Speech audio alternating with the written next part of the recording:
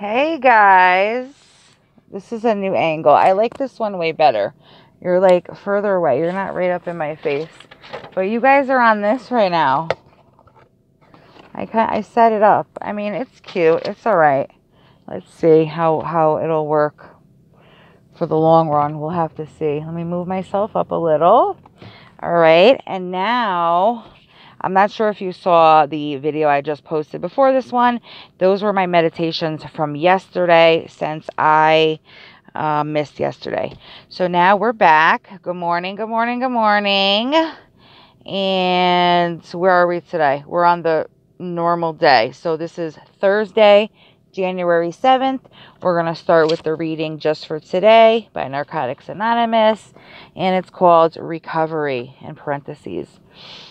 Few of us have any interest in recovering what we had before we started using. Some of us suffered severely from physical, sexual, and emotional abuse. Getting high and staying high seemed like the only possible way to cope with such abuse. Others suffered in less noticeable but equally painful ways before addiction took hold. We lacked direction and purpose. We were spiritually empty. We felt isolated, unable to empathize with others. We had none of the things that give life its sense and value. We took drugs in a vain attempt to fill the emptiness inside ourselves. Most of us wouldn't want to recover what we used to have. Ultimately, the recovery we find in NA is something different. A chance at a new life.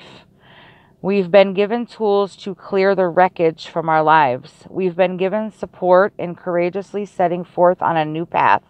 And we've been given the gift of conscious contact with a higher power greater than ourselves, providing us with the inner strength and direction we so sorely lacked in the past.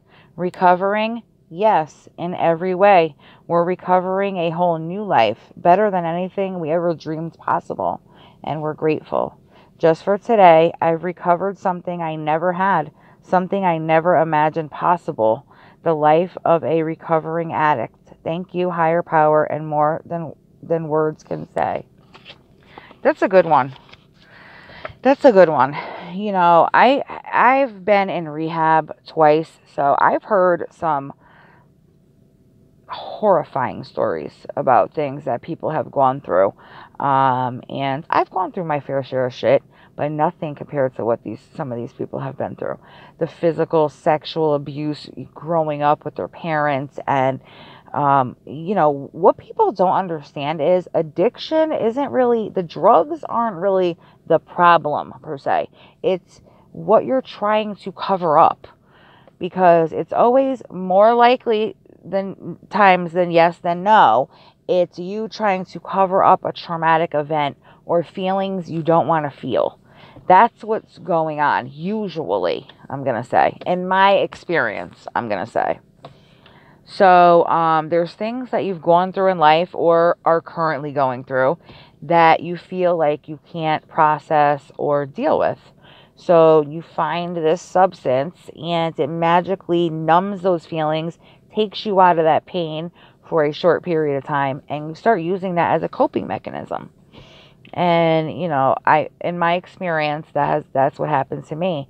So we don't want to recover that life before using, because that life before using is what we're trying to numb. That's what that reading is saying. And it's saying what NA gives you is a new way of life, a different life, a better life. When you work through those traumas, you don't have to use the drugs to numb them. When you build a support network around you of people who can relate and understand, you don't have to use. So that's awesome. And it works. It works if you work it. So now we're going to switch over and jump over to The Language of Letting Go by Melanie Beattie. And it is a daily meditations for codependence. And we're going to go to January 7th. Dealing with painful feelings. See how they pair so well together? Like, I love these two together. Feelings of hurt or anger can be some of the most difficult to face. We can feel so vulnerable, frightened, and powerless when these feelings appear. And these feelings may trigger memories of other similar times when we felt powerless. Sometimes, to gain a sense of control, we may punish the people around us, whether they are people we blame for these feelings or innocent bystanders.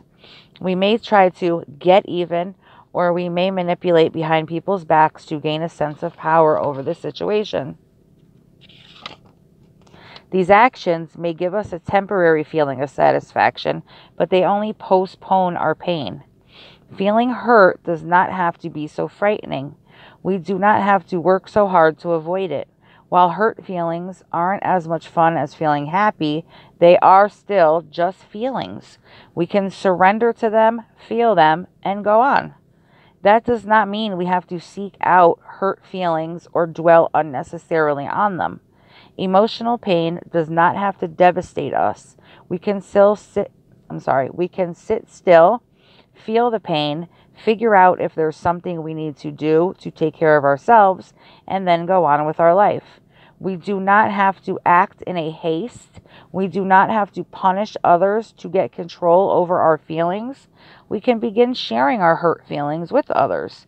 That brings relief and often healing to them as well as to us. Eventually, we learn the lesson that real power comes from allowing ourselves to be vulnerable enough to feel hurt. Wow, this is a powerful reading. It's resonating tremendously. Real power comes from knowledge we can take care of ourselves, even when we feel emotional pain. Real power comes when we stop holding others responsible for our pain and we take responsibility for all our feelings.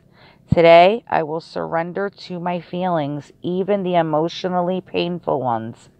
Instead of acting in a haste or attempting to punish someone, I will be vulnerable enough to feel my feelings. Okay, a few things stand out to me with this reading. I used to be a waitress.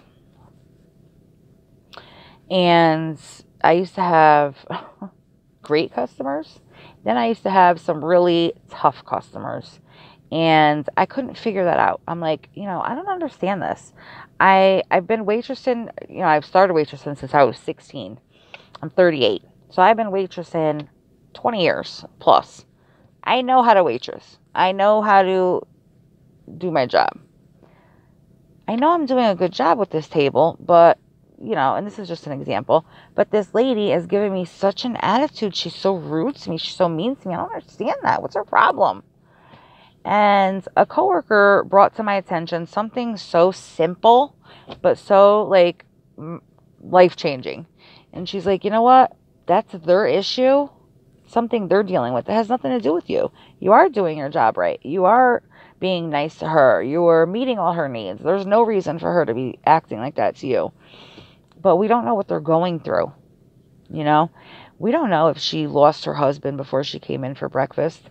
We don't know if she's in there having breakfast at 7 a.m. because she has a court case up the street with a divorce, or we don't know what these people are dealing with. And it says right here in the reading, we punish people that we don't even blame, strangers sometimes, just to get those feelings out. And it says it's temporary, and it is. I'm sure I've done this in the past, and it just makes you feel worse, because then you realize you're being a bitch. You were the reason to ruin someone else's day by putting blame on them for something you're going through in your life. And that makes you feel worse. So something else that resonates with me in this book, and I had to learn this for myself, just because around 12 o'clock you have an argument with your sister or your mother and it puts you into a tailspin, the rest of your day doesn't have to be that way. You can start your day over at any point of the day. And I swear that Peter Mon says this all the time, but I don't know where I heard this from. I mean, I'm sure you guys have heard it. It's a cliche quote, but you can. It's true. You can say, listen, I'm really freaking aggravated right now. I need to process these feelings of anger, but then from that point on, I'm not going to let them take over my entire day. And it's amazing what you can do when you put your mind to it and you start to understand your emotions and your feelings and where they're coming from, and you start to deal with them. So that was a good one today. I really enjoyed that one. All right, guys, I'm going to let you go from here. I am planning another video. I do want to do these meditations daily. Obviously, they're daily meditations. But also once a week, I want to do something, unrelated to recovery. I don't want to be a recovery channel. I'm going to kind of do a little bit of everything on this channel. So maybe I'll do a BoxyCharm unboxing and review, or a craft video, or something of that nature. But so that's what I'm thinking. I'm going to do the daily meditations here every day, and then once a week or twice a week, I'll see how it goes. I'm going to do a sit down video doing something. So that's my plan for right now. I got this little stand. I love it. It frees up both of my hands.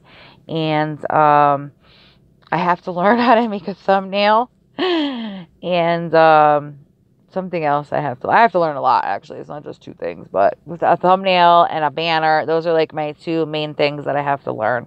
So just bear with me. I'm so happy for the people who have been here so far. And I look forward to growing my community. So let's go, guys. Let's get this day started. Most of you probably already started your day. I'm a little late. I think it's 11 now. But today's a good day for a good day.